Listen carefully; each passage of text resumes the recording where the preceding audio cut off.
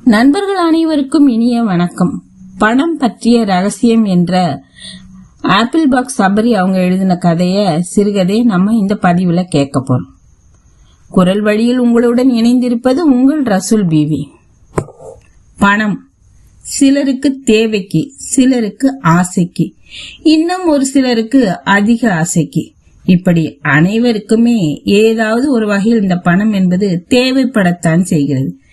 இப்படிப்பட்ட பணத்தை நல்ல வழியில் சம்பாதிப்பதற்கும், நாம் உழைத்து சம்பாதிக்கும் பணத்தை வைத்து நல்ல வழியில் வாழ்வதற்கும் யாராவது ஒருவர் ஏதாவது ஒரு ரகசியத்தை கற்றுக் கொடுத்தால் எப்படி இருக்கும்? அதைத்தான் இந்த கதையில நம்ம கேட்க போறோம். மலை கிராமம் ஒன்றில் வியாபாரி ஒருவர் வாழ்ந்து வந்தார். அவருக்கு நீண்ட நாட்களாகவே ஒரு வருத்தம். என்னவெனில், அவர் என்னதான் கடுமையாக உழைத்து பணம் சம்பாதித்தாலும் அந்த பணத்தை வைத்து அவரால் எந்த ஒரு உருப்படியான செயலையும் செய்ய முடியவில்லை. ஏதாவது ஒரு வழியில் செலவுகள் அவரை விட்டு செல்வதாக இல்லை. நாளடைவில் இதனால் விரக்தி அடைந்தார் அந்த வியாபாரி. இப்படி இருக்கையில் ஒரு நாள் அவர் ஒரு மலைக்கோவிலுக்கு செல்ல நேர்ந்தது. அங்கு ஒரு சித்தரை சந்திக்கும் வாய்ப்பு அவருக்கு கிடைத்தது. சித்தர் என்பவர் அனைத்தையும் துறந்தவர். இவ்வுலக வாழ்க்கையின் இன்பங்கள் துன்பங்கள் எதுவுமே வேண்டாம் என்று சமநிலையில் வாழ்பவர். ஆயினும் அவரை சந்தித்த வியாபாரி ஏன் தான் அப்படி ஒரு கேள்வி தோன்றியதோ தெரியவில்லை. பின்னே மனிதர் சித்தரிடம் கேட்டது பணம் பற்றிய கேள்வி அல்லவா? ஆம் ஐயா, நான் அரும்பாடுபட்டு பொருளை ஈட்டுகிறேன். ஆயினும் நான் ஈட்டிய பொருள் அனைத்தும் வரவில் நின்ற மறுகணம் செலவில் தான் சென்று விடுகிறது. இதன் காரணம் என்னவோ என்றெல்லாம் வினவினார் அந்த வியாபாரி. ஆயினும் சித்தர் அந்த கேள்வியை உதாசீனப்படுத்தவில்லை. உனக்கு கேட்பதற்கு வேற ஆளே இல்லையாப்பா என்பது போல அவரை பார்த்து நம்முட்டு சிரிப்பு சிரித்தாலும் கேள்வியோடு நின்ற அந்த பாவப்பட்ட வியாபாரிக்கு பதில் கூறுவது தன்னுடைய கடமைதான் என்று அவர் நினைத்தார். அதனால் அந்த வியாபாரியை அருகில் கூப்பிட்டு, மகனே, நீ கேட்ட கேள்விக்கான பதில் என்னிடம் இல்லை. ஆனால் எனக்கு தெரிந்த வெறும் 3 நபர்களிடம் நிச்சயம் உனக்கான பதில் கிடைக்கும். இதோ அவர்கள் என்னை சந்திக்கும் வரும் நேரம்தான் இது, சற்று காத்திரு என்றார். அதே சமயத்தில் அந்த மலை கோயிலுக்கு சித்தரை காண்பதற்காக கடினப்பட்டு மலையேறி வந்தார்கள் 3 மூவர்கள். அதில் முதல் நபர் ஒரு வியாதியஸ்தர் போல தோற்றமளித்தார். 2வது நபர் அதிக தாடியுடன் கவலை மிகுந்த ஒரு நபர் போல தோற்றமளித்தார். 3வது நபர் நல்ல ஆரோக்கியமாகவும் மகிழ்ச்சியுடனும் காணப்பட்டார். இப்படிப்பட்ட இந்த 3 மூவரும் சித்தரை பார்த்து வணக்கம் செலுத்தினார்கள். அவர்களை ஆசீர்வதித்து 3 மூவரிடமும், பிள்ளைகளை நாமெல்லாம் எதற்காக சம்பாதிக்கிறோம் என்று கேட்டார். 3 மூவருமே ஒருவரை ஒருவர் பார்த்து கொண்டு ஒன்று சேர ஒரே மாதிரியான பதிலை கூறினார்கள். எல்லாம் இந்த ஒரு சான் வயிற்றுக்குத்தான் சாமி. அப்படியானால் இந்த ஒரு சான் வயிற்றை மீறியும் நாம் பணத்தை சேர்த்து வைத்துக் கொள்கிறோமே, அது எதற்காக? கேட்டுவிட்டு வினோதமாக சிரித்தார் அந்த சித்தர். 3 மூவரும் மறுபடியும் ஒருவரை ஒருவர் பார்த்து கொண்டார்கள். பின்னர் ஒவ்வொருவராக தமது பதிலை சொன்னார்கள். முதல் நபர், அந்த வியாதியஸ்தர் சொன்னார், நாம் நலமாக இருக்கும் போது பிரச்சனை இல்லை சாமி. ஆனால் வயசாகும் போது நமக்கு பலவிதமான வியாதிகள் வருது.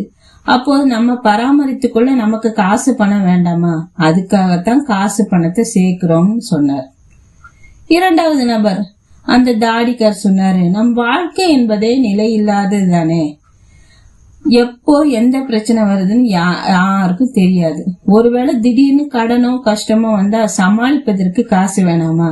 அதுக்காகத்தான் எல்லோரும் காசு பணத்தை சேர்க்கிறோம்னு சொன்னார். 3வது நபர், அந்த ஆரோக்கியமான மனிதர் சொன்னார், சாமி, என்னதான் இந்த மனுஷ ஜென்மம் இந்த ஒரு சான் வயிற்றுக்காக சம்பாதிச்சாலும், அந்த வயிற்றை ஒப்பிக்கொள்ள பாடுபட்டாலும், இதையும் மீறி இந்த உலக வாழ்க்கைக்கென்று சிறு சிறு விஷயங்கள் நமக்கு தேவைப்படுது. நாம் வாழ்வதற்கென்று ஒரு வீடு, போட்டுக்கொள்ள துணிமணிகள், நம் குழந்தைகளுக்கு நாம் செய்ய வேண்டிய கடமைகள், அவர்களோடு சேர்ந்து நாம் கொண்டாட வேண்டிய தருணங்கள், ஏழைகளுக்கான தர்மங்கள், இப்படி பலவும் சேர்ந்ததுதானே இந்த வாழ்க்கை.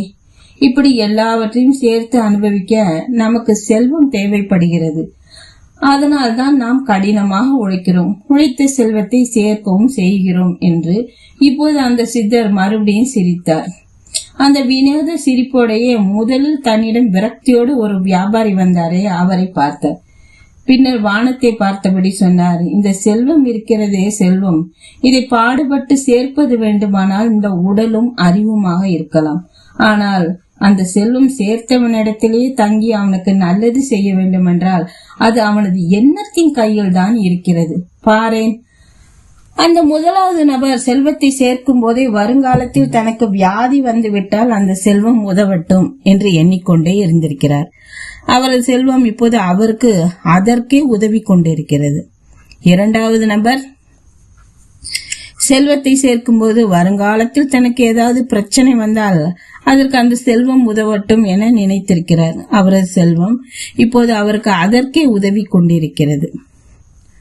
மூன்றாவது நபர் மட்டும்தான் அந்த செல்வத்தை சேர்க்கும் போது அதை தானும் அனுபவித்து தன்னுடைய குடும்பத்தில் இருப்பவர்களும் நல்ல விஷயங்களுக்காக அனுபவித்து பல்வேறு தான தர்மங்களும் கூட செய்ய வேண்டும் என்று எண்ணியிருக்கிறார்.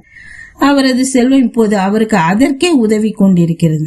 ஆக யாருக்கேனும் நன்கு உழைத்த பிறகு கூட, புத்தியை நன்கு பயன்படுத்திய பிறகும் கூட செல்வம் விரயமாகி கொண்டிருக்கிறதே என்றால் அவர் தான் உழைக்கும் போதும் பொருளீட்டும் போதும் தனது எண்ணத்தில் கவனம் வைக்கவில்லை என்று அர்த்தம்.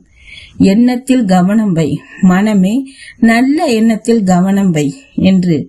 ஆம் நண்பர்களே, நம்மில் பெரும்பாலானோர் எதற்காக காசு சேர்க்கிறோம் என்றால் இன்றைக்கும் நாம் சிக்கனமாக இல்லை என்றால் வருங்காலத்தில் நாம் கஷ்டப்படுவோம் என்ற பதற்றத்தில், பயத்தில் நம்மில் வெகு சிலர் மட்டுமே இன்றைக்கு நாம் சிக்கனமாக இருந்தால் மட்டுமே வருங்காலத்தில் நன்றாக செழிப்பாக இருக்க முடியும் என்ற எண்ணத்தையே நம்மில் விதைத்திருக்கிறோம். எண்ணம் போல் வாழ்வு என்று நம் முன்னோர்கள் சும்மாவாக சொல்லி வைத்தார்கள். அப்படிப்பட்ட எண்ணங்களிலும் வார்த்தைகளிலும் எதற்காக இந்த எதிர்மறை போக்கு?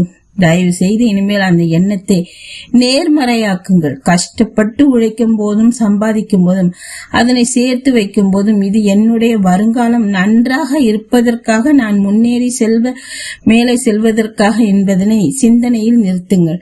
அப்படி நீங்கள் உழைத்து முன்னேற இந்த இயற்கையும் இறைவனும் உங்களுக்கு அருள் புரிவானாக. இந்த கதை உங்களுக்கு பிடிச்சிருக்குன்னு நினைக்கிறேன். இந்த கதையை லைக் பண்ணுங்க, ஷேர் பண்ணுங்க, உங்கள் மேலான கருத்துக்களை கமெண்ட்ல பதிவிடுங்க. மற்றும் ஒரு பதிவுடன் உங்களை சந்திக்கும் வரை உங்களிடமிருந்து விடை பெறுவது உங்கள் ARR கிளிக்ஸ் ரசூல் பிவி.